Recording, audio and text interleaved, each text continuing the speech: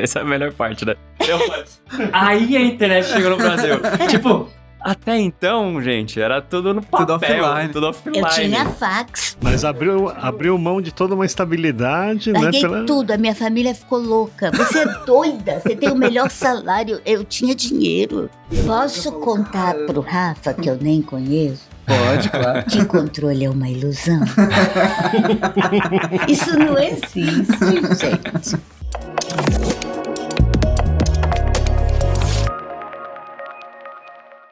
Bem-vindos a mais um Stormia Talks, seu podcast de inovação aqui da Seguros Unimed. Hoje uma pauta super inspiradora.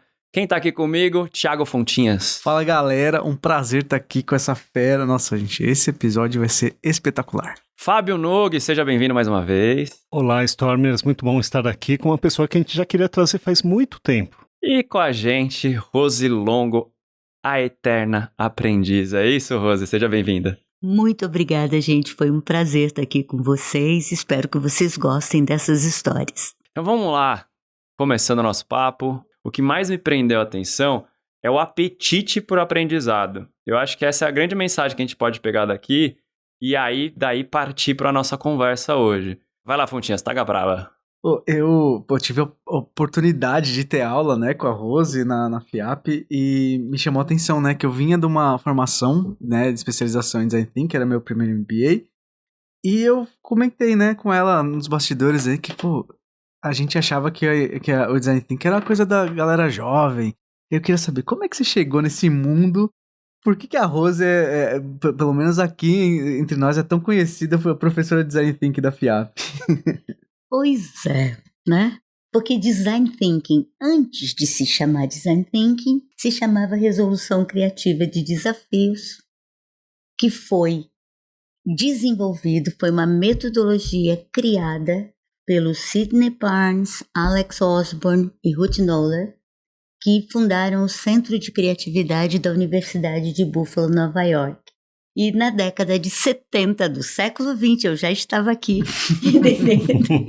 eles criaram essa metodologia que hoje todo mundo conhece como Design Thinking. Mas é muito anterior a isso e, é claro, no Brasil, quem formava facilitadores da metodologia era o então Instituto Latino-Americano de Criatividade Estratégica, que ficava aqui em São Paulo, já não tem mais, tá? Mas ele ficava aqui em São Paulo e os módulos, os treinamentos eram em Serra Negra e era imersão. E foram 2 anos de formação, foi assim uma coisa maravilhosa e vinha professores dos Estados Unidos, nós tínhamos assim módulos de 1 semana, dali a 2 meses você voltava, dali a 3 meses você voltava, e eu faço parte da primeira turma. Que legal. Dos Amigos da Floresta, como nós nos chamávamos. Nós fomos 24 profissionais do Brasil inteiro que fizemos essa primeira turma e desde então eu terminei em final de 97, só para vocês terem uma ideia.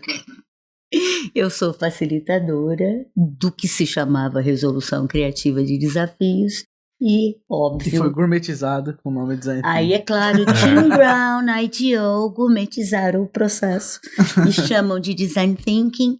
Ele é muito bom, nada contra, evidente, mas ele não é o pai do Design Thinking, que é o que a gente vende. Mas e antes disso, Rose, conta um pouquinho como que você chegou nesse ponto. Eu cheguei nesse ponto porque eu sou louca, Fábio. Mas assim, vamos lá. Estou fazendo 73 anos. Pra quem tá ouvindo em 2030, isso daqui em 2025, só pra gente datar, né? Dê seus parabéns. Eu estarei em 2030, se Deus quiser, aqui ainda e trabalhando. Eu trabalho desde os 15 anos, né? Meu primeiro emprego foi ser professora de inglês. Eu já era fluente em inglês aos 15 anos, por outras histórias da vida. Provavelmente eu nunca tinha pensado em qual era o meu propósito, mas eu sei o que eu gosto. Eu gosto de aprender. Eu preciso aprender coisas. Essa é a minha sede, conhecimento. E eu acredito na construção coletiva do conhecimento. Para mim, conhecimento é criado assim, na interação entre pessoas. Não dá para aprender de outra maneira, do meu ponto de vista, tá? E por conta dessa sede de aprendizagem, eu fui estudar, fui fazer coisas, né? Numa época que as mulheres eram criadas para casar e ter filhos e ser professor primário, porque era a única profissão honesta para uma mulher, eu disse, não, eu vou fazer faculdade, eu vou estudar outras coisas. E foi um horror, né? Filha Não de... foi fazer magistério, né? Não, eu tive que fazer magistério, teve meu que pai me fazer. obrigou. Eu era obediente, obedeci. Só que eu falei, tudo bem, agora eu vou para a faculdade. Só que eu sou neta de 4 italianos, né? E isso não faz sentido. Uma mulher italiana casa e tem 10 filhos. Eu falei, de jeito maneiro, vou estudar. Aí fiz universidade, fiz Federal Fluminense, passei em primeiro lugar. Fui lá, falei, ninguém vai me impedir de estudar. Qual curso, Rose? Biblioteconomia, sou bibliotecária de graduação. E em dezembro fez 50 anos que eu me graduei. Me graduei em 74. Aí eu nunca tinha feito um currículo. Eu era estagiária do BNDES, porque eu passei também no concurso, ganhava um dinheirão, 400 cruzeiros. Fiquei rica. Usa o conversor aí pra Usa o saber conversor. quanto que é isso. Não, isso aí era, assim, o salário de professora no estado, que eu também era, porque eu passei no concurso do estado, era 140 cruzeiros. E eu fiz um concurso para estagiário do BNDES, passei 400 cruzeiros. Puxa, eu era rica, entende? Aí eu vou buscar os convites da formatura em 74 e a faculdade diz assim, tem uma carta aqui de uma tal de Embrapa pedindo currículo de bibliotecários, porque eles estão contratando.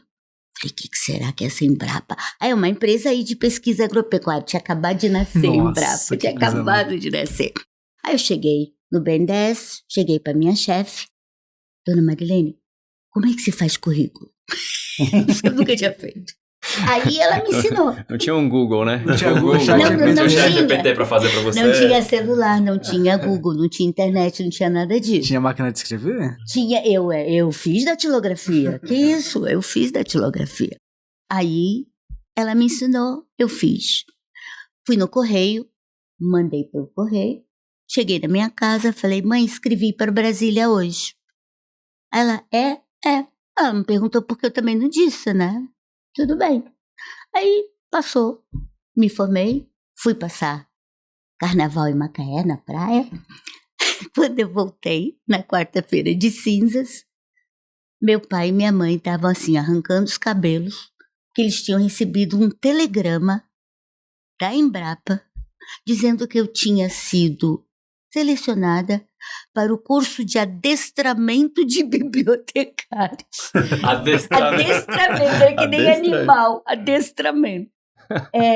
Para Brasília. Aí meu pai, que é isso? O que é isso? Eu falei, lembra que eu falei que eu escrevi para Brasília? Minha mãe, eu não lembro. Eu falei, não lembra porque eu não quero. Falei. Eu mandei meu currículo. Ou seja, tinha uma passagem aérea para mim no balcão da Transbrasil, que não existe mais, e eu tinha que estar em Brasília dali a uma semana. E eu nunca nem tinha andado de avião. Eu não tinha mala, não tinha roupa, não tinha nada. Mas minha mãe era costureira. Aí ela foi, fez umas roupinhas para mim, meu pai comprou uma malinha para mim. E eu fui pro BNDES pedir férias, porque eu não tinha ainda direito a férias, só tinha 11 meses que eu estava trabalhando. Aí eu falei, olha, eu fui selecionada para passar 6 semanas em Brasília, eu quero muito fazer esse curso. Aí o diretor falou assim, eu vou te dar férias. Você volta? Eu falei, volto, né? Eu vou lá fazer o curso, volto. Aí ele virou e falou, tudo bem, eu te antecipo tuas férias e a gente aguarda o teu retorno. Aí eu fui. Aí eu fiz o curso, sem primeiro lugar. Eles me mandaram para ser bibliotecária do Centro Nacional de Pesquisa do Gado de Leite, em Coronel Pacheco, Minas Gerais. E aí eu voltei para o Rio. Falei para os meus pais, vou morar em Minas. Tudo doido. Foi de Brasília, do Rio pra Brasília e de Brasília pra mim. Aí fui no BNDES falar com o Dr. Paulo Prado, que era o diretor. Eu falei, Dr. Paulo, eu vim para dizer pro senhor que eu não, né, que eu vou embora, eu passei e tal. Aí ele olhou para mim e falou, menina, o que você entende de gado de leite? Você não entende nada disso. Falei, não entendo nada. Também não entendia nada de economia, administração e direito quando eu vim trabalhar aqui. E eu aprendi muito, sou grata por isso. Ele me ofereceu um salário maior do que eu ia ganhar fora de casa, sem ter que pagar aluguel nem nada. Aí eu olhei para ele e falei, eu não posso. Eu preciso aprender, eu tenho que ir atrás, sabe? Eu não posso ficar. Mas eu estou te oferecendo mais dinheiro. Eu falei, mas não é sobre dinheiro. Eu preciso ir, eu tenho que aprender. Aí ele olhou para mim e falou, tudo bem. Se você se arrepender e quiser voltar, o emprego é teu. Eu falei, super grata, agradeci e fui embora. 1 ano e meio depois eu estava no Canadá fazendo meu mestrado. E antes de ir para o mestrado, eu fui lá nele para agradecer. Falei, doutor Paulo, eu não vou voltar nunca mais. Eu estou indo, vou para o Canadá fazer meu mestrado, a minha vida vai seguir, mas eu queria lhe agradecer. E aí sim foi. Aí eu fui para o Canadá, aí voltei para o Brasil, aí fui para Brasília, aí fui ser bibliotecária do Centro de Pesquisa Agropecuária dos Cerrados, ajudei a fundar a área de transferência de tecnologia da Embrapa. Aí ganhei uma bolsa para doutorado na Inglaterra, aí fui, aí voltei, aí fui convidada para ser professora visitante em Dublin no mestrado de Ciência da Informação, aí fui, voltei. Aí fui chefe de todo um sistema de projetos internacionais para a América Latina na área de documentação agrícola. Aí fui escolhida para representar a América Latina nas Nações Unidas, concorri a cargo de chefe de divisão. Aí fui fazer consultoria internacional na África para a FAO, para as Nações Unidas. Fiquei 3 anos rodando a África. Aí voltei. Aí, em 1996, eu tinha 44 anos. Eu era fim de carreira da Embrapa desde os 40. Eu já tinha escrito livro. Eu já tinha plantado árvore. Eu já tinha feito tudo que eu podia. Social. Eu já tinha feito tudo, entende? Não tinha mais para onde ir dali. O que eu fiz? 29 anos e meio de serviço público, 23 anos de Embrapa, 44 anos, com a vida toda pela frente. Pedi demissão, larguei tudo, fui estudar. Falei, tá na hora. Eu não tinha filho, ninguém me segurava, nunca deixei ninguém se meter na minha vida, nem mandar em mim. Pronto. Aí larguei. Aí fui fazer 2 formações. Vim para São Paulo fazer Resolução Criativa de Desafios, que hoje chama Design Thinking, e fiz uma outra formação em arte-terapia, com uma psicóloga norte-americana, Susan Bell, que era uma formação de 1 ano de pintura espontânea só para mulheres na piscina de água mineral de Brasília. Então, toda segunda-feira eu passava o dia inteiro na piscina pintando. Quando eu falei que o currículo era extenso, isso é maravilhoso. Ainda não chegou nem na metade. Isso é maravilhoso. Já vai acabar. Já vai acabar. Mas Não, abriu mão de toda uma estabilidade, Larguei né? tudo, a minha família ficou louca. Você é doida, você tem o melhor salário. Eu tinha dinheiro, eu tinha Nunca casa, foi pelo tinha dinheiro, apartamento. Nunca foi pelo dinheiro. É Não aprendizado. faz sentido, eu preciso aprender coisas, entende? Aí eu simplesmente larguei tudo. Vocês não podem imaginar o que é a sensação de estar livre e não pertencer a nada nem a ninguém. Dá um medo de rachar e ao mesmo tempo é maravilhoso, entende? Porque quando eu saí da Embrapa, que eu assinei minha demissão, e até hoje meus amigos estão lá e são meus amigos. Rose, o que foi? Para onde você está indo? Confessa, você não está querendo contar. Eu falei, eu não sei para onde eu estou indo, eu só estou indo. Eu vou me embora, eu não sei o que eu vou fazer. E eles não acreditavam, que eles acharam, se ela abriu mão disso, deve ser por algo brilhante, né? Eu falei, não, eu vou. Aí eu entrei no carro e falei, e agora? Quem sou Imaginando eu? o cafezinho deles, porra, a Rose enlouqueceu, cara. Largou tudo isso aqui pra... Você imagina o que é isso? Eu não tinha olerite. Eu não tinha onde você trabalha. Não trabalho. Sabe assim, como é que tu responde isso? Mas sua identidade nunca esteve aí, né? Esse é o ponto legal. É, porque não tem nada a ver com isso, entende? Eu fui. Aí nisso eu me envolvi com budismo tibetano. Vocês não podem... Não vou contar essa história, que a gente sai daqui. Não dá pra contar, é muita Marca outro loucura. episódio. Não dá pra contar. Me envolvi com budismo tibetano. acabei conhecendo o Bokar Rinpoche e o Kaluzinho, que hoje é o grande lama do budismo tibetano, que já está adulto. Aos 5 anos ele estava na minha casa, dormindo na minha cama, e eu fazendo churrasco povo, tá entendendo? Mas é outra história. Com isso fui para a Índia fazer um retiro budista tibetano, fiz. E aí a internet chegou no Brasil. Aí chegou. Ok, essa é a melhor parte, né? Aí a internet chegou no Brasil. Tipo, até então, gente, era tudo no papel, tudo offline. Eu tinha fax. Celular tinha chegado um pouco antes. E aí, o que acontece? É uma época que as pessoas viviam, né? Não é? Eu tô lá pintando, preparando as telas da formação de arte-terapia, entro numa sala de bate-papo do UOL e conheço meu marido. Ó, fazer o quê? Eu em Brasília, ele em São Paulo. A gente passou uns meses falando, o cara era grude, tá entendendo? Porque assim, eu não minto. Eu dei meu nome pra ele. Ele deu um codinome lá, não deu o nome dele. Aí, pediu meu telefone, eu dei. Aí ele, te ligo segunda-feira. Isso era de sábado pra domingo, no meio da noite, né? Tá bom. Fui dormir. 11h30 da manhã, eu tava dormindo, porque eu fui dormir 5 da manhã. Toco o telefone. Eu pego, alô? É a Rose? Sim. Eu conversei com você essa noite. Eu falei, você disse que ia ligar segunda-feira.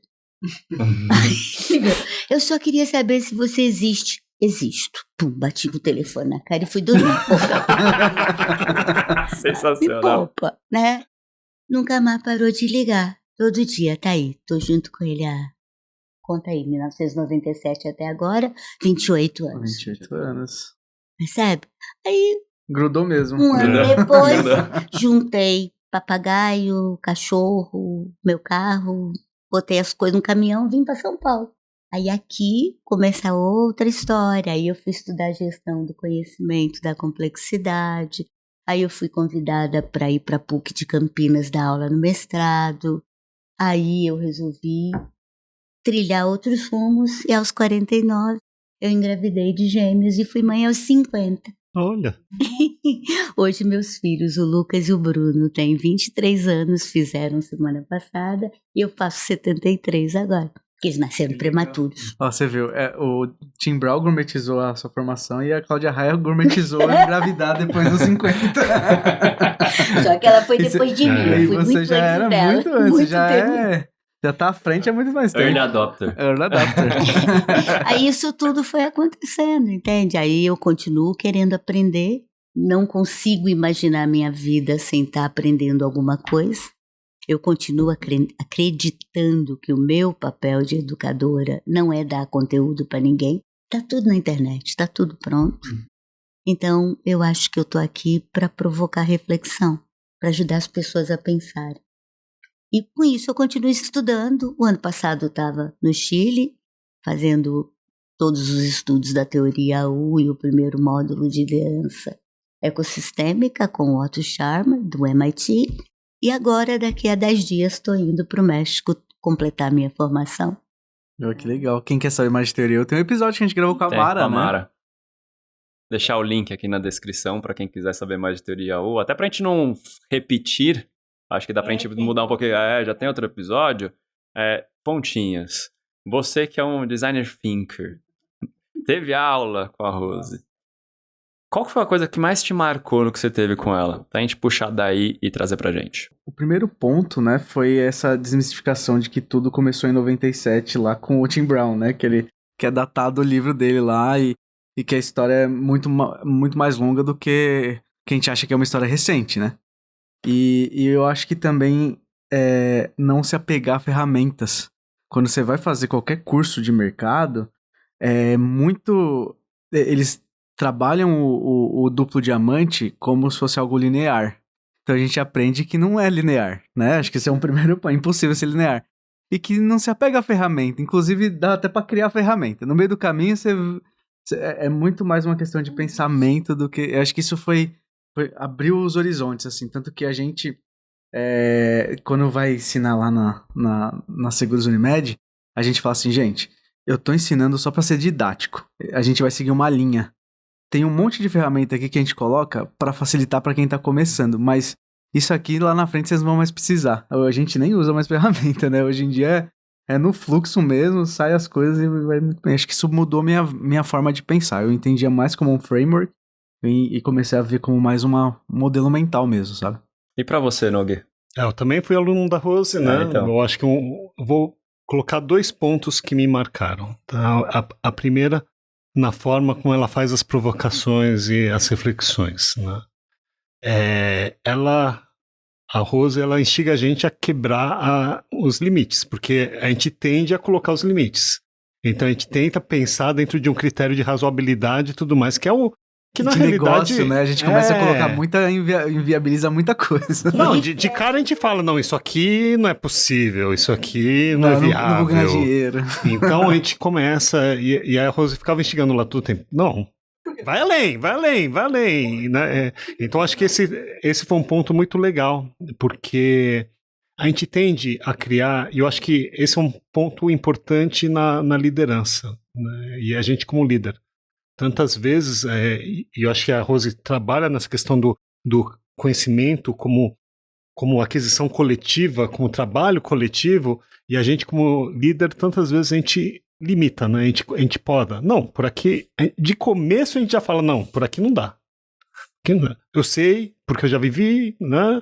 Então, eu acho que esse é um ponto que muda muito o nosso mindset na nossa forma de pensar em relação a como que a gente pode colaborar com a construção do conhecimento. Porque é isso, na verdade, a gente não pode estabelecer esses limites. E outro ponto que me chamou muita atenção aí, não tanto do conteúdo, mas da pessoa, Rose, né? Ela cria conexão de uma forma muito profunda com os alunos, né? Então, e ela tá sempre disponível. Então, assim, a gente mandava mensagem. Então, você tá gravando com a gente. Pois é. Não, mas é fora do horário da aula, tudo mais.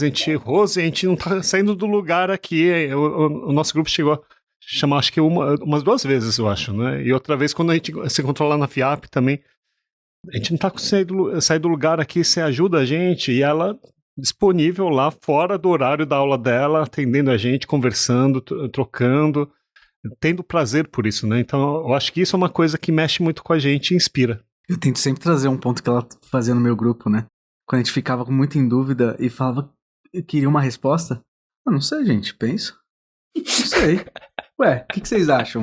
Vamos pensar. Será que é ruim? Será que é bom? Por quê? E aí a gente leva pro grupo. Às vezes os meus meninos lá que trabalham com a gente falam, não, Ti, eu acho que tem que fazer isso, né? Não sei. O que vocês acham? Vamos pensar, vamos construir. Falando isso é muito legal. Em gestão de conhecimento, Rose, como você faz para gerenciar o seu conhecimento? Para pensar, tipo, tô curiosa de um assunto específico, algo que te martelou ali. Como que você começa a pesquisar? Quais são seus caminhos para aprender? Eu não sei. Nunca parei para pensar nisso. Eu tô no mundo, tá entendendo? Eu tô aqui. Eu aprendo assim, ó, as pessoas vão falando, vai me trazendo coisas. Me procura para falar. Você sabe... Não sei, vamos lá. Vou procurar, né? Mesmo a teoria U. Eu entrei em contato com a teoria U em 2002, 2003. Um primeiro olhar eu digo, puxa, que é isso? Gostei dessa ideia. Aí eu comecei a buscar.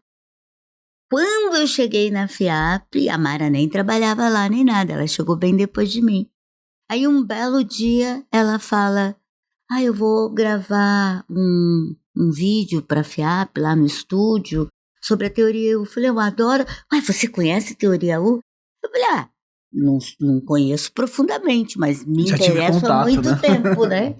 Aí eu fui lá e gravei. Aí, antes de gravar, eu fui refrescar os meus conhecimentos. Aí eu vou atrás, procuro. Aí, de repente, eu estava lá no Presence Institute, no MIT, fazendo tudo que existe de curso que eu posso para aprender mais. Eu preciso saber. É só isso, entende? Não tem a gestão, vou aprender isso esse ano. Não. Tem desafio, tô dentro. Me provoca, tô dentro. É legal porque a gente tem um colega de trabalho nosso que ele é muito... pra mim é uma referência também, ele tem muito conhecimento, ele grava conteúdo, mas ele é do time, ele é gestor de projeto. Então ele é do... Vou até mandar um abraço pra ele, Rafa Máximo. Ele como ele é gestor de projeto, ele faz o oposto, né? Ele não... Não, esse ano eu vou ler 10 livros sobre esse assunto, então ele tem todo um controle sobre...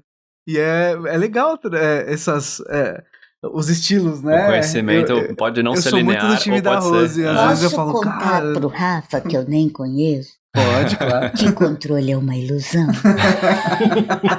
Isso não existe, gente. Controle. Só deixa a gente ansioso. A gente usa instrumentos de controle para relativizar a ansiedade e a incerteza. Quem te garante que você vai ler 10 livros? Quem te garante que você vai estar vivo daqui a 30 segundos? Tá entendendo? A gente simplesmente não sabe. Então, na minha cabeça, isso não faz sentido.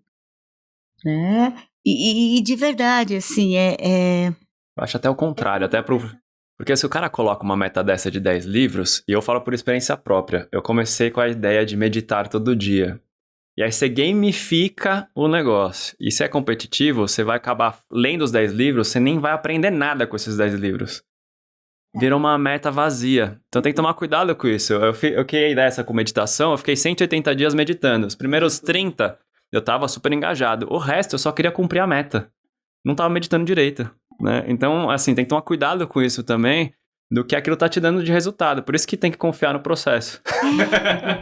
Porque é muito louco isso, né? Assim, gente, as coisas acontecem. As oportunidades estão aí. Você só tem que enxergar.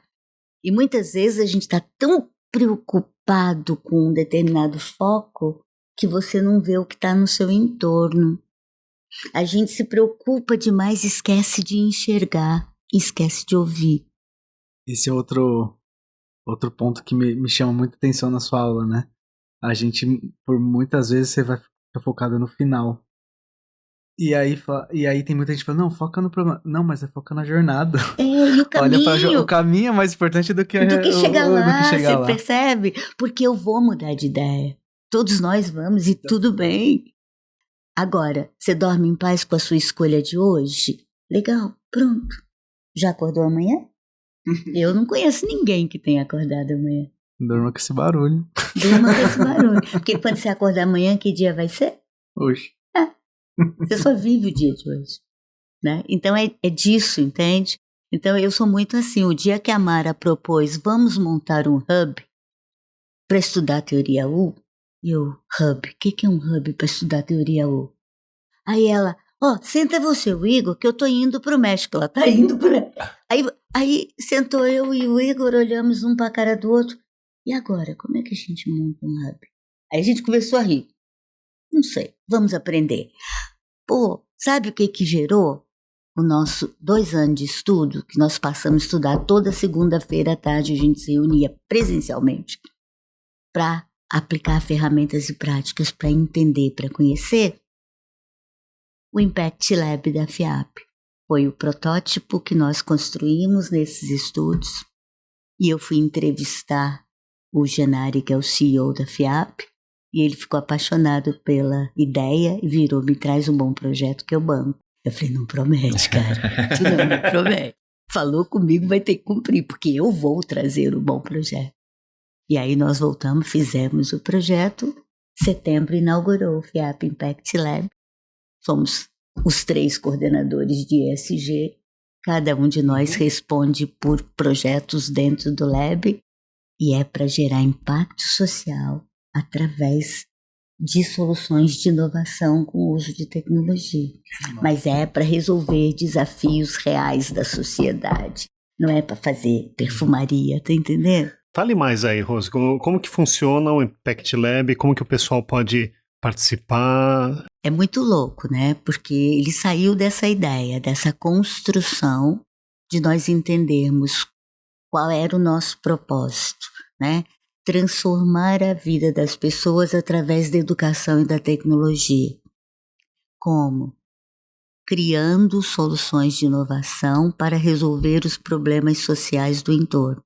O nosso propósito é gerar impacto. Não é fortalecer marca, ganhar aluno, não, eu quero impacto social. A marca vai ficar forte, vai reverter, tudo é consequência. Vai reverberando, né? Vai reverberar, mas a gente tem que saber o que está fazendo. Então nós começamos levantando um monte de informações, entrevistando pessoas, buscando entender o que estava acontecendo. Hoje nós estamos assim com várias parcerias, trabalhando junto com várias ONGs, montando projetos. Trouxemos o Otto Scharmer para o Brasil. A gente começou dia 2 de setembro, dia 11 de novembro, o Otto Scharmer estava aqui, na minha sala, tá entendendo? Comigo, eu fui babá dele um dia inteiro, porque tudo dele tinha que ser horário certinho. Gravamos quase 2 horas de estúdio, estamos usando as entrevistas, a gravação dele para os nossos cursos. Estamos agora voltando para o México para continuar. Eu já me inscrevi porque eles me pediram, vou fazer uma mesa inspiradora contando o sonho que deu certo, que é o nosso Impact Lab, que era o nosso sonho, tá entendendo? E a gente faz parcerias, doação de bolsas, estamos trabalhando com os community managers no Brasil inteiro para trazer projetos de impacto para Norte, Nordeste, Sul, Sudeste. Tá tudo louco, entende? Tá tudo começando, mas tá aí. Tô montando uma disciplina de liderança com propósito e a gente faz, entende? Aí, pronto, tá aí a Priscila, né, me pediu, faz uma palestra quando ela tomou posse como diretora lá na FIAP School. Eu fui, né, você falou que eu tô disponível. Eu tô disponível. Mas não é, sabe... É que eu faço o que eu gosto, é paixão. Né? O outro dia, uma diretora falou, os teus alunos te amam. Eu falei, amam, porque eu também os amo. Né? Porque essa é uma relação de reciprocidade, eu adoro os meus alunos. Todos os meus alunos têm meu WhatsApp, todos. Eu dou para todos eles. Eu tenho alunos de 20, 30 anos atrás que me escrevem todo dia. É mó barato. Eu tenho aluno espalhado no mundo todo, tá entendendo? E isso faz parte. E o Lab tá lá. Tá começando. Temos, entende? Como é que você acha a gente? Bom, primeiro que você sabe me achar, a Mari e tal, isso não é problema. Mas a gente sempre assim, se tem alguma coisa acontecendo que você acha que merece, vamos conversar. Eu atendo, o Igor atende, Mara atende, a gente atende todo mundo. Porque o que a gente quer é ver quais são os melhores projetos. E o que nós estamos fazendo agora, especificamente, nós contratamos uma consultoria para fazer uma matriz de materialidade, que é para avaliar os impactos sociais que a FIAP pode gerar e que a sociedade pode, dupla materialidade, e que a sociedade pode demandar da gente para que a gente cumpra a nossa missão, né, de transformar a vida das pessoas através da educação e da tecnologia. Então, a gente está fazendo esse trabalho, o resultado da matriz vai definir os temas materiais principais e aí nós vamos definir os projetos. Então, já escolhemos a empresa que vai fazer o trabalho, já está lá nas compras, que assim que voltar do México a gente começa esse trabalho da matriz. Tem algum projeto que você já poderia compartilhar ou ainda não? Não, a gente tem muitas coisas, né? O evento principal do fim do ano passado foi a vinda do Otto, trabalhando com o uso responsável da inteligência artificial, né? Porque a gente está num momento de muita, né? Se você pensar no super ciclo tecnológico, na AIM-Web, né? A inteligência artificial está aqui, tem muita coisa boa acontecendo, e tem muitos riscos envolvidos. Então, a gente tem que pensar com clareza, com ética, quais são esses riscos. Como usar isso de maneira responsável. Tá? Nós estamos com parceria com várias ONGs. Terça-feira vai ter um meetup maravilhoso e eu vou estar dando aula, não vou poder assistir. Com a Monique Revelli, que é Shark Tank, que está vindo para São Paulo. O Igor é o contato dela, né? O Igor que trouxe. E ela vai estar com a gente para falar sobre inteligência, sobre provocações, o que nós podemos fazer. Eu estou gravando um meetup também de Design Thinking com o uso da inteligência artificial agora em maio, com a Selminha Carvalho. As coisas estão acontecendo. Aí nós temos algumas ONGs que nós já demos várias bolsas de estudo dos vários cursos da FIAP. Nós estamos com construção já do 2º laboratório de tecnologia para ONGs para poder ajudar a formar jovens, né? Para eles serem menos vulneráveis. Nós temos a outra, que é a Bússola Jovem, que eu dou treinamento para eles também gratuito, é claro, é trabalho voluntário. Cursos, capilaridade das community managers, que são núcleos espalhados no Brasil inteiro, que a FIAP leva suas formações, tá? A Mara deve estar chegando hoje, estava em Porto Alegre ontem, no Instituto Caldeira, fazendo palestra. Entende?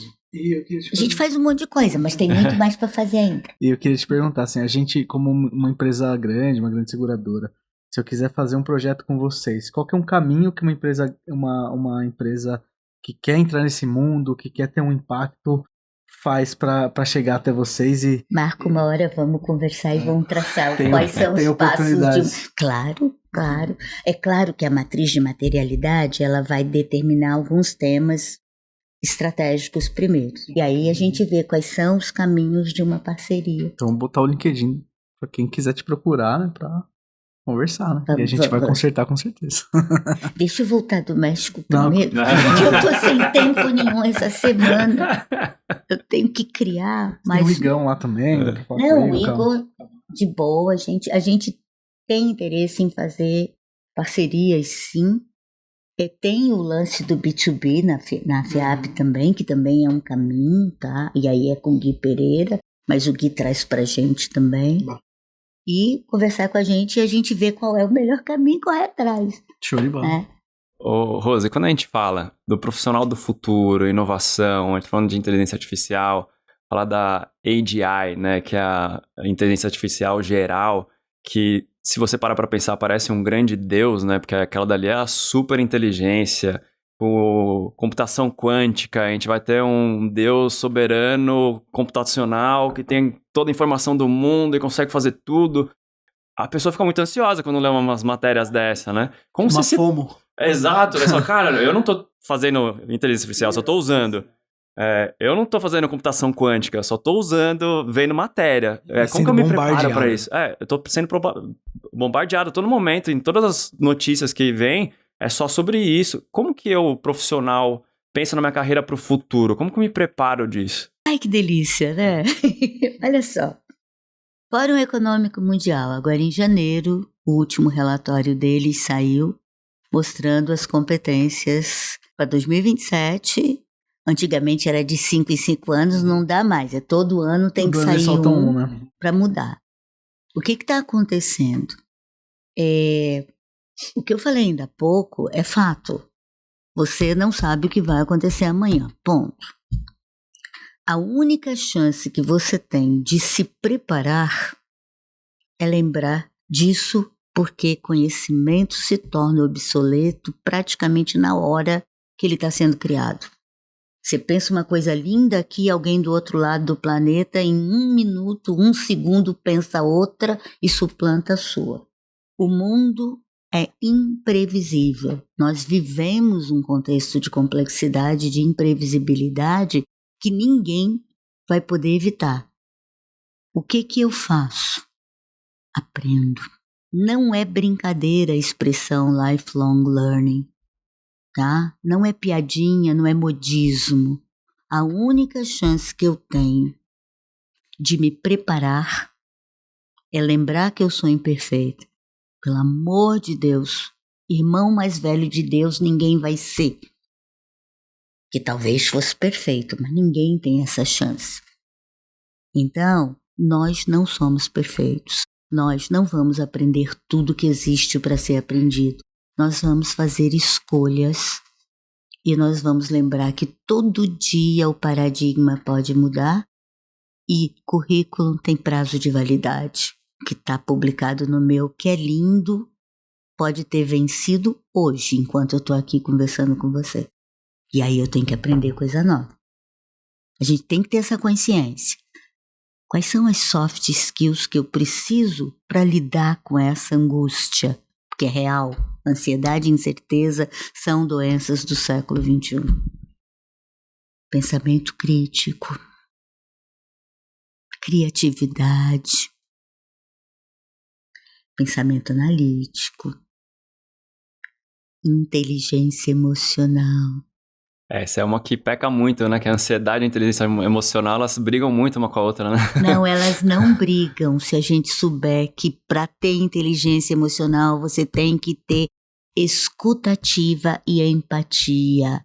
E não vem todo mundo me dizer, eu sou muito empático. Empatia é treino. E quem não sabe ouvir não pode ser empático, porque você não consegue se colocar na referência do outro. Esse é um ponto legal, Rose, porque a gente, né, quando a gente pensa nesse conjunto de habilidades, pensamento crítico, né, ou inteligência emocional e por diante, e você colocou a questão do treinamento. Ok, a gente tem lá um conjunto de competências que são relevantes, mas como que a gente pode... Porque não é tão simples quanto aprender matemática. Não tenho lá... Não é uma ciência exata. Exato. Não é tenho exata. lá. Então, o que eu preciso e como que eu posso de certa forma, me reprogramar para aprender essas novas competências? Tem exercícios práticos, Fábio. Para escuta, você deve ter feito... Você fez Power Skills com a gente também? Não, a Mara cheguei a te fazer. deu aula de teoria, Sim, ou ela te sim. fez treinamento de escuta. Sim. Para escuta, você tem treinamentos diários que você pode fazer. Diarinho, né? Fazer o diário. Que não é ouvir Spotify na velocidade 2. Não é ouvir o Spotify. Esse eu já sei. Esse eu tenho certeza. Eu tenho plena consciência. É entender de quais são os níveis de escuta que existem. Porque na maior parte das vezes a gente está no nível superficial e escuto aquilo que eu quero ouvir. E você fala aquilo que eu quero ouvir. Aí fica tudo bem, a gente é super amiguinho, se ama e tá tudo legal. Tá? A escuta empática, ela tá no 3º nível de escuta. Porque é a hora que você estabelece conexão emocional. Né? Você disse que eu me conecto, e é fato, eu amo as pessoas, eu sou essa pessoa que gosta dessa conexão. Sou doida, vou viajando nas minhas coisas, adoro fazer um monte de coisa, mas para mim é assim que eu aprendo. Então, você tem treinamento para escuta, você tem treinamento para se tornar mais empático e você tem ferramentas para isso, exercícios práticos mesmo. Né? A meditação que você trouxe é muito bom, mas você pode meditar andando, você pode meditar olhando uma árvore, você pode meditar sentado aqui, de repente você entra em contato com a sua essência, você pode fazer isso. Mas isso tem treinamento para isso. Agora, não é sala de aula, a gente tem que lembrar disso, sala de aula é ótimo, eu amo a sala de aula, nada contra. Mas a gente aprende na vida, se aprende no dia a dia, se aprende com todas as pessoas. Você aprende numa parada de ônibus, com alguma coisa que você observa. Então, é um pouco de você lembrar de ter atenção plena.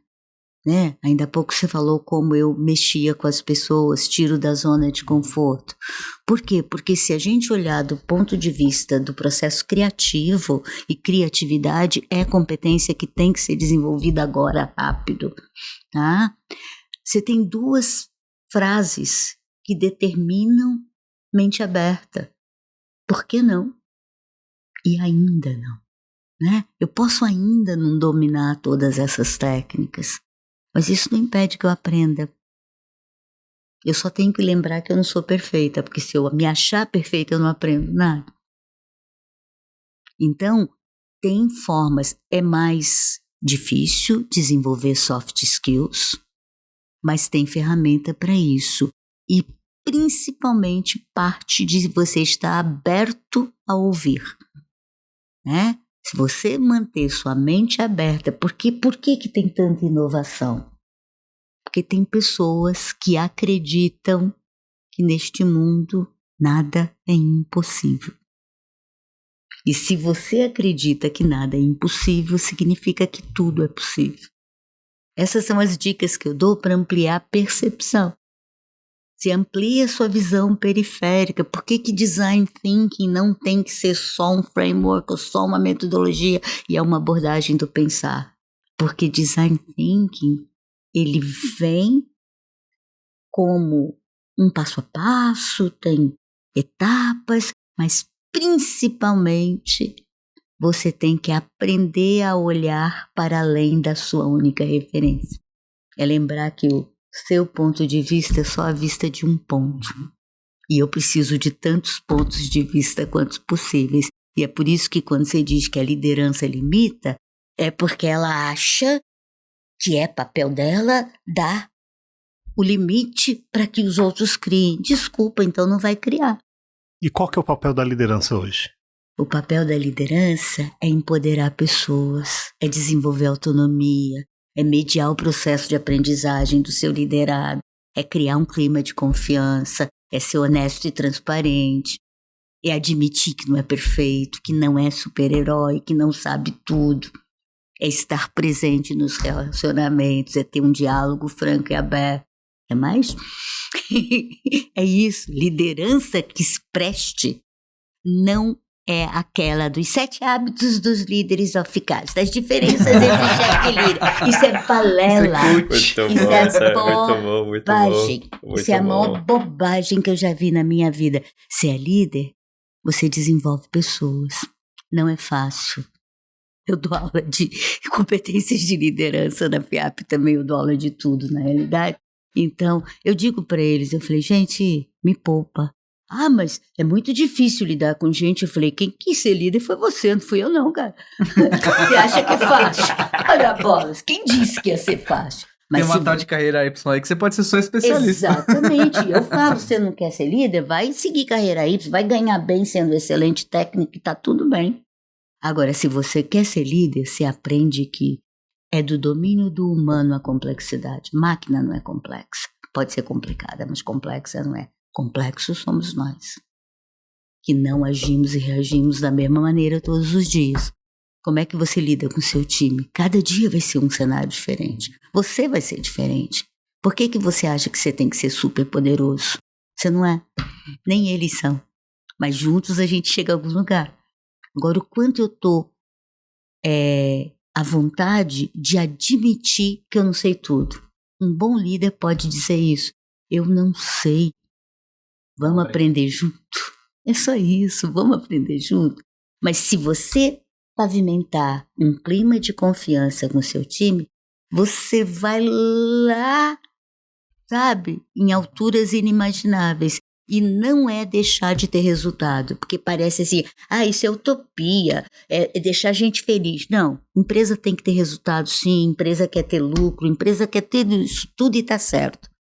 Só que você não vai fazer isso tirando o sangue das pessoas. Você vai fazer isso empoderando pessoas. Aí vai ficar mais fácil fazer. Desculpa, é o que eu penso da liderança. Excelente. Não sei nem o que falar agora, eu tô só gerindo. Tipo, toma esse soco no baço. Mas, cara, eu acho que é exatamente isso. É o tal de facilitador, né? Eu acho que a liderança, mais do que nunca, ainda mais nesse mundo tão complexo, é ajudar a pessoa a navegar no aprendizado, não só nas tarefas no dia a dia. Que as tarefas, até os agentes de IA vão acabar fazendo, né, pra gente. As coisas mais repetitivas. Gente, já era. Claro, já A gente tem que ter esse aprendizado contínuo, né, cara? E aí, falando de inovação, quais são os principais erros, assim, que você vê no dia a dia, quando você conversa com o pessoal que chega lá, começa um curso com você? Crença de que existe uma receita de bolo. Que foi a minha. Check. Tô fazendo os checks aqui das minhas crenças. Essa tinha. Meus alunos são profissionais do mercado. E eles vêm crente que vão sentar e eu vou lá e dizer para eles o script. Faça A, B, C, D e vai dar certo. Aí eu chego, não, eu não tenho receita de bolo. Eu não sei se tudo vai dar certo. Provavelmente não vai. Um monte de coisa vai dar errado também. Quando você fala em inovar, De que você está falando? Você só tem que estar falando de criar conhecimento novo. Inovar é criar um conhecimento novo e aplicá-lo em alguma coisa utilidade, prática. Inovar pode ser pegar algo que não é inventar, tá entendendo? Não tem que ser inédito. A inovação pode ser a aplicação de alguma coisa que já existe dentro de um contexto diferente e fazer sentido para você. Se eu quero ser disruptivo, eu tenho que sair da minha zona de conforto. Fica muito fácil, eu quero inovar, mas não quero fazer nada. Eu quero inovar, mas não quero ter ambiente adequado. Eu quero inovar, mas não quero permitir que as ideias loucas aconteçam. Eu quero inovar, mas eu dou o limite para começar o processo. Desculpa. Se começou com limite, não é inovação. Inovação não é botar no papel, na política, na proposta estratégica da empresa. Nossos valores, somos uma empresa inovadora. Ah, legal, o que você faz? Entende? Não é assim, eu tenho uma área de inovação. Essas pessoas têm liberdade para criar? Essas pessoas podem trazer o que seja e colocar ali para... É o famoso quartinho da inovação. Põe um timinho ali, fala que está inovando, pega umas ideias... Para inglês ver? Só para inglês ver. Desculpa. Isso acontece Entende? muito, né? Então, assim, você tem todo um processo de inovação. Para cada 3.000 ideias... Se você tiver um projeto que gere valor, vai ser muito, vai pagar. Porque a grande inovação, ela cobre o custo das 3.000, mas você tem que respeitar as 3.000. Você tem que recolher aquilo, você tem que elaborar aquilo, você tem que passar pelo processo para ver se ela vai se reverter em valor. E aqueles que não deram certo, aí você mata o cara? Aí você pune? Aí você mata a galinha dos ovos de ouro, você está entendendo? É muito louco isso. Porque você precisa de ambiente, você precisa de o olhar inocente da criança. Sabe o que é isso? Na dimensão da esperança, quando você estuda a criatividade, você diz assim, a dimensão da esperança, ela diz que você precisa ter o olhar ingênuo da criança, que olha tudo como se nunca tivesse conhecido nada. Aí você tem que ajudar um adulto a se preparar para ter este olhar de que tudo é possível.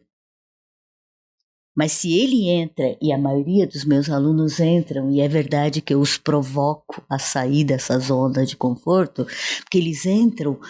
Com a primeira fala não, mas isso não vai dar. Eu digo, eu não quero saber se vai dar, eu quero que você sonhe o impossível. Mas eles têm muita dificuldade de fazer isso. Uhum. Né? A 2 e nó, o Zé Carlos? Não, foi o Zé Carlos? Não, foi a outra turma, depois a 4. Como ser imortal. Era o desafio, como ser imortal. Sabe o que ele queria fazer para ser imortal? Escrever um livro. Me poupa, cara. Vai para a Academia Brasileira de Letras, isso é ser imortal. Ser imortal é não morrer. É o corpo viver o resto da vida. Não, Rose, mas não era isso que eu queria. Isso é impossível. Eu falei, quem disse? Promete para mim que é impossível. Garante para mim que não vai ser possível um dia. Você percebe? Então, assim, inovar, você precisa arriscar. Você precisa ousar acreditar que tudo pode. Mas eu não vou poder fazer isso agora. Tudo bem. Ninguém está dizendo que você tem que implementar a sua solução amanhã. Você tem que poder pensar que tudo é possível. Aí a mágica acontece do outro lado. Aí acontece e as coisas vão acontecendo, você percebe? E aí se você pode criar na sua empresa um ambiente onde você permita essa liberdade do pensar, o respeito para acolher as novas ideias, o acreditar que toda ideia é boa, o se fazer perguntas poderosas, o Itamar gosta muito de usar essa expressão. Isso não é possível, mas e se fosse? Resolveria a minha dor? Então é aí que eu vou. Não quero saber se não é possível. A gente teve uma oportunidade de ter uma palestra ano passado sobre Moonshot Thinking, né? E o começo disso parte lá, né? Eles começam a história contando De como o John Kennedy falou, não, eu quero mandar um cara pra Lua. Os caras, mano, mas isso é impossível. Mas por que não? Chama Stanley Mas Kubrick. nunca ninguém saiu da Lua. Chama Stanley Kubrick. Nunca ninguém foi pra Lua. A gente só conseguiu chegar numa parte pra fora da Terra. Não, mas vamos mandar, ué. O que você precisa pra isso? Você precisa de mais potência? Bota os caras pra estudar. E agora a gente já tá falando de popular Marte. Mas é disso, entende? É disso que a gente Mars Shot agora, não é mais um shot. Né? Mais um shot. É só isso, entende? Se você tem essa consciência de que tudo é possível, você vive num mundo onde tudo, a culpa é dos tecnólogos. Proliferação científica e tecnológica, todo mundo está fazendo isso acontecer. Então confia. Uhum. Ah, mas você é doida. Sou. Tudo bem, mas não faz mal. Eu prefiro ser doida do que me conformar com uma coisa que eu acho que não faz sentido. E aí eu acho que não depende de idade, entende? Depende de mindset mesmo, só depende da gente. Sair da forma, né? Sai dessa coisinha encaixadinha, congelada, que não vai te levar a lugar nenhum. Eu gosto da frase, né, de que a faculdade você forma na faculdade, eles te colocam numa forma e gospe todo mundo igual. Mas quem consegue sair dessa forma começa a ver um outro mundo, né? Porque não faz sentido, você percebe? E é sacana, porque a gente pensa assim, nós fazemos isso com os nossos filhos. Nós enquadramos os nossos filhos na forma porque a gente quer que eles não sejam rejeitados socialmente. Tem limite. E tem hora que é importante ter limite, sim. Só que depois, quando ele cresce, eu quero que você seja criativo. Aí eu desaprendi, eu não sei mais o que é isso. Então, vamos lembrar disso e ajudar os nossos filhos também, não a serem rebeldes ou sair batendo ou não ter respeito, não é disso que eu estou falando, mas a pensarem. Acho que é um Só negócio... isso, é pensar. E é um negócio que tem muito... esses tempos atrás eu estava lendo sobre artes liberais, porque eu me interesso muito pelo Da Vinci, né? Por que esse cara era tão... Porque a gente fala assim, eu sou de exatas, esse aqui é de humanas. Ele era de tudo, né? Porque ele aprendeu tudo. Na época dele, se aprendia a parte de filosofia, a língua, oratória, depois ia pra matemática, geometria. Você fala assim, cara, o cara tinha um ensino completo. Óbvio que era só para algumas pessoas, não era para todos, né? E o nosso modelo acaba vindo pra tentar, meio de fábrica, né? Vamos fazer um monte de gente se formar mesmo. Mas eu acho que isso é um ponto, né? Como é que a gente volta lá atrás e consegue pensar, né? Não existe uma pessoa de humanas ou de exatas, eu posso ser os dois, né? É lógico. Agora, como é que se faz isso na formação de uma criança, que vai ser o nosso adulto do futuro? Pergunta. Não aceita não porque não. Não diga para ele não porque não. Faz ele pensar. Provoca a reflexão na criança. A criança... Faz ele criar hipóteses. Ele cria. Entende? Por isso que eu amo o socioconstrutivismo. Uhum. Eu não gosto de pensar em ferramenta, porque para mim ferramenta é meio, não é fim. E ela acaba tolhendo, né? Mas assim, eu fui professora de estatística, acredita?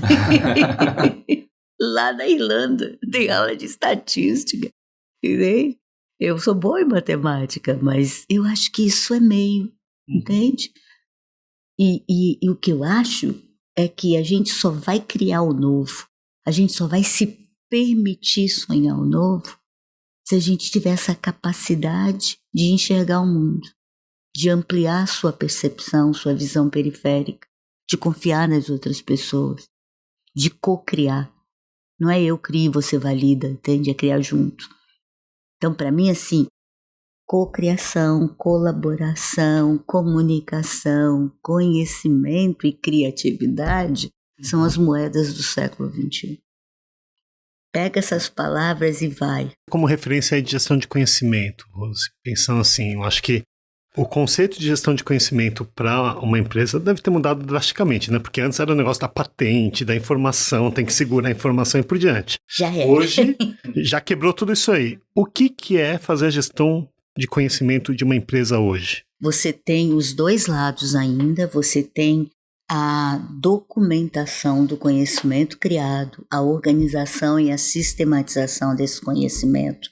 E aí você faz os mapas de conhecimento, organiza a informação disponível e compartilha, e você tem as estratégias de comunicação, de colaboração, de cocriação para compartilhar e criar conhecimento novo. E depois que isso acontece, aí você usa o Word Café, melhores práticas, reuniões melhoradas, aí tem várias Comunidades, né? Tem vindo forte, comunidades de prática o tempo todo, essa é uma das centrais, e antiga, que é do Etienne Wenger, lá da década de 90. E a galera acha que é do Spotify. Você tem 1000 maneiras de fazer, e aí você, depois que compartilhou e criou, você documenta também para poder permanecer na memória da organização, para que as pessoas possam ir embora e o conhecimento ficar, pelo menos, parcialmente retido. E agora, com a inteligência artificial, você ainda tem o recurso de usar toda essa documentação para alimentar a inteligência artificial para prestar serviço para a sociedade. Estou com um projeto novo que deve estar saindo em breve, depois eu conto que a gente vai fazer isso. Para a gente chegar na nossa reta final aqui, Rose, o que você está exatamente nesse momento aprendendo e focado em aprendizado? Primeiro, eu amo gente. Então, eu estou o tempo todo fazendo leitura de cenário, conhecendo melhor as pessoas. Eu estou aprendendo formalmente toda a área de liderança ecossistêmica. Eu estou desenvolvendo mais conteúdos e mais formação em ajudar os meus alunos a terem inteligência emocional. Eu montei um curso nessa área que está muito bonito, sabe? Que está indo muito legal, porque eu quero que as pessoas comecem a sair da forma pré-moldada e se permitam pensar. Então isso é algo que está me tomando tempo e energia positiva, está indo muito bem. A outra coisa que eu estou fazendo por mim, eu estou me ouvindo mais. Eu estou aprendendo a lidar com as minhas competências e habilidades e colocá-las a serviço das coisas que eu faço. Então eu estou mais consciente até dos meus superpoderes, até do como eu posso ajudar as pessoas. E eu tenho tentado fazer isso, aprender junto com as pessoas e ajudá-las a começar a ampliar esses horizontes. E é por isso que eu tô com 2 livros na cabeça. Tô com 2 livros para escrever. Eu vou escrever, contar as minhas histórias, porque várias pessoas, alunos e pessoas que eu conheço me pediram, por conta que eles falam, não sei por que eu inspiro eles, então tudo bem. Então eu vou contar essas histórias. Mas esse último ano ficou muito claro, e aí eu estou sendo cobrada de escrever o que eu faço quando eu dou aula. Por que você gostou de mim como aluno? Por que você gostou de mim como aluno? E aí eu recebi um checkmate assim, qual é o seu método de ensinar? Eu falei, não sei, eu só dou aula.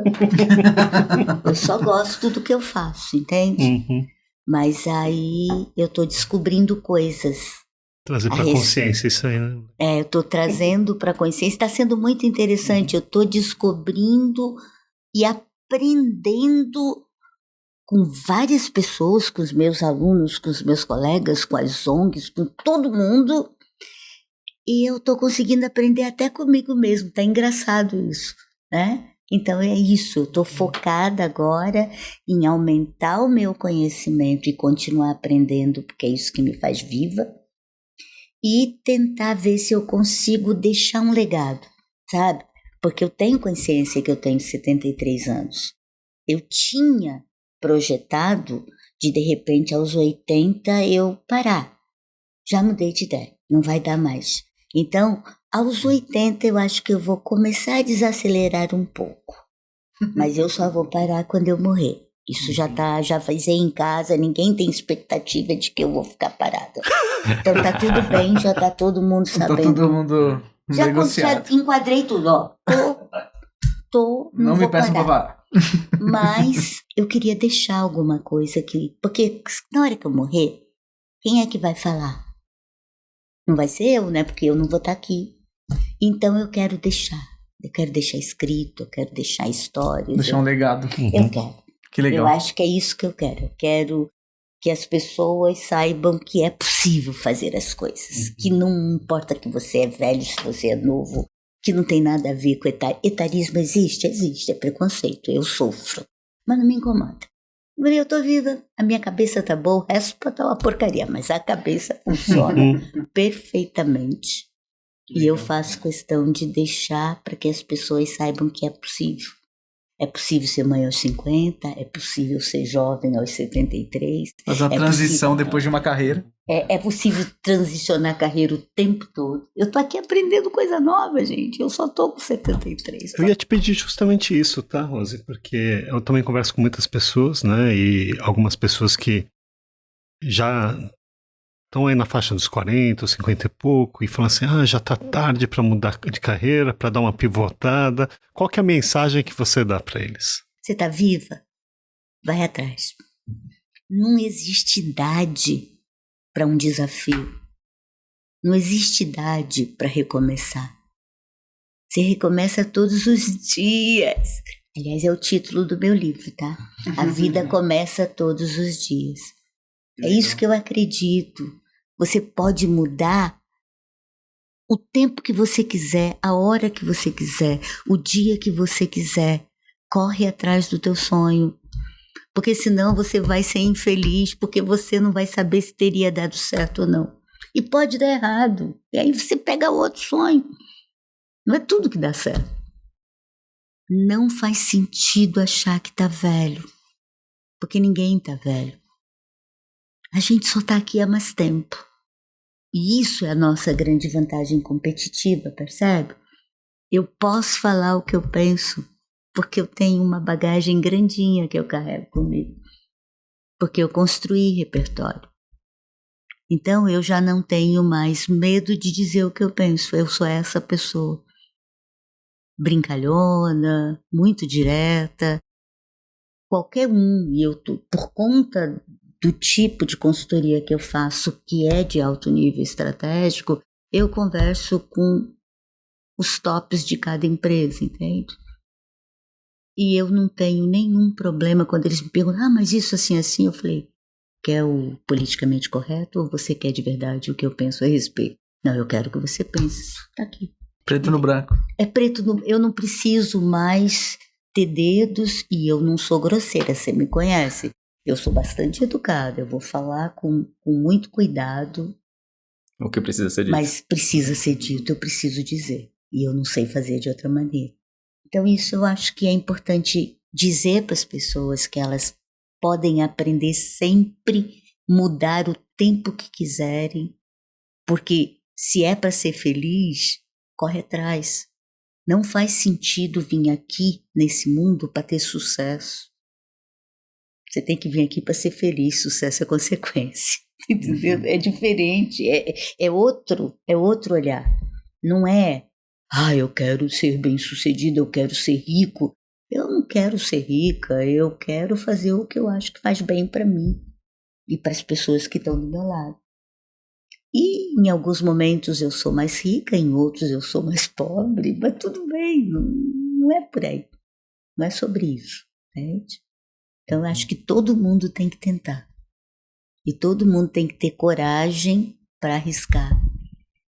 Porque senão você vai sofrer sem saber o que teria sido. E eu acho que essa é a diferença. Não se arrepender daquilo que você deixou de fazer. Se arrepende porque fez, tudo bem, aí tá legal. Mas por não fazer, deve ser muito ruim. Fontinha, as considerações finais. Vou só agradecer, gente. É uma aula, assim, mas é muito inspirador falar com você. Sempre foi, né? Desde o primeiro contato que eu tive contigo.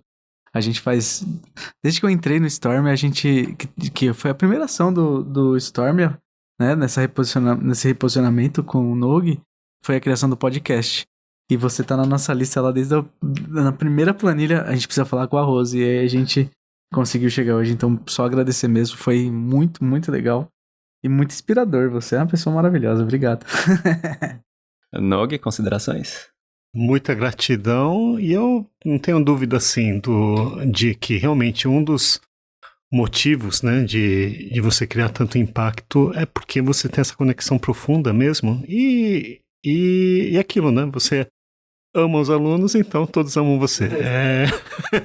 Então, só agradecer, e realmente foi uma bênção para mim ter tido a oportunidade de ter aula com você e ter essa oportunidade do convívio e do aprendizado. Quer que eu fique assim, né? Sem nem palavras. Arquivo confidencial, né? Mas sabe, gente, eu é que sou grata, porque são vocês que me dão energia, entende?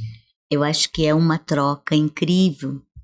Eu me conecto porque eu amo o que eu estou fazendo e eu genuinamente quero que os meus alunos todos fiquem muito bem. E às vezes eu tenho vontade de matar um ou outro, mas isso é normal, tá entendendo? Faz parte. Mas, acima de tudo, fazendo o que eu estou fazendo aqui, conversando, é isso que eu acredito. Que eu saio daqui cheia de energia para trabalhar o resto do dia. E eu falo isso para os meus alunos toda noite, eu acabo às 11 da noite. Eles dizem, como é que você aguenta, você não está estourada? Eu falei, quando eu cheguei eu estava cansada. Agora não, agora eu saio viva, acesa, pego o carro em São Paulo, vou para Cotia, não consigo dormir até 1h da manhã, porque tá tudo aqui acontecendo pelo tanto que eu aprendi por estar com vocês. Então, vocês são gratos e eu sou profundamente grata por ter essa oportunidade de continuar fazendo o que eu amo. Entende? É isso.